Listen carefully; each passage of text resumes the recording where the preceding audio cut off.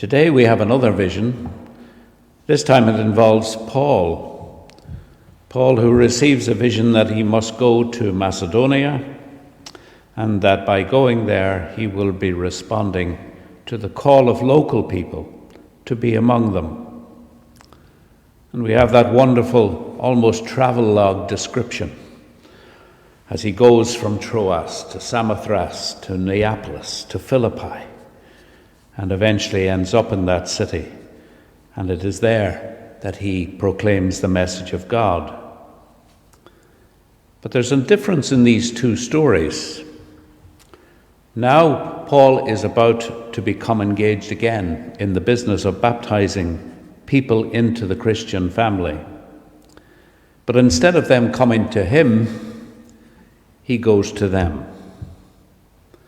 We hear that he goes down by the river, outside the city, on a Sabbath day. And there he finds people who have gathered to pray. And as he meets them, he meets one particular lady. And she is a seller of fine cloth, Lydia from Thyatira. And as he meets with her, he baptizes her into the Christian family, and he also gladly receives her hospitality.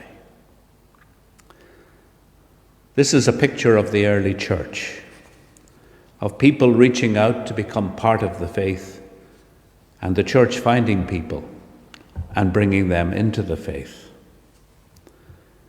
And the church has always been challenged by these two things. I remember not very long ago standing in another church on a particular day, sad day of a funeral actually, and meeting with one of the local congregation who told me that it was difficult to get people to church now. Very difficult for people. People don't turn up anymore and all that sort of thing. And I said, well, yeah, I presume some of that is going on all right.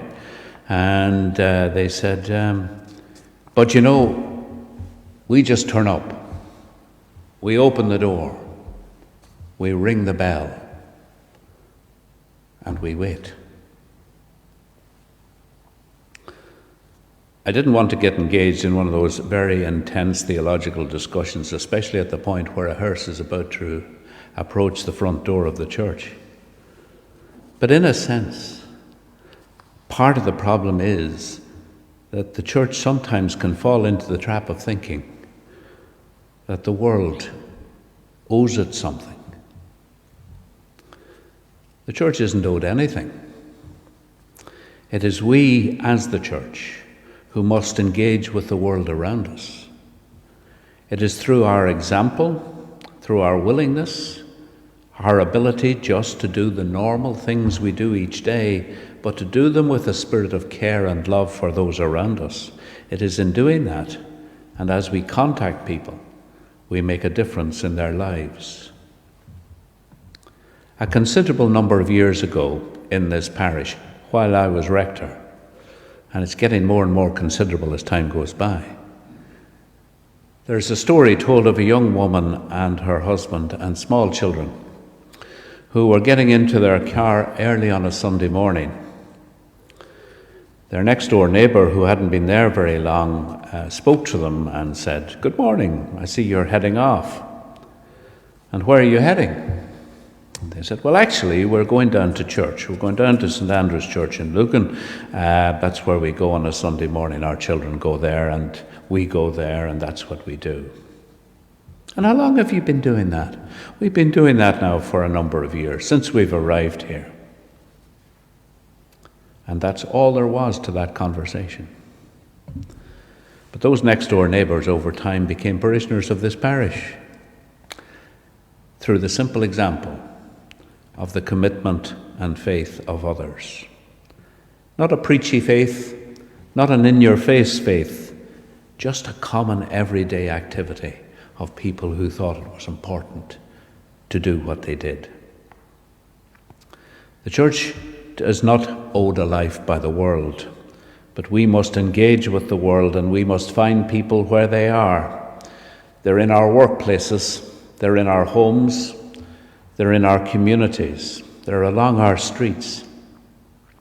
They're in the casual conversations that lead to other things. There are the times of distress and worry. There are the times when we can get alongside those in trouble. All of these things make a difference, and it makes a much bigger difference than we can ever calculate. I suppose we don't really know that difference until we're in that position ourselves. Over the recent years, I've experienced family bereavements within my own family.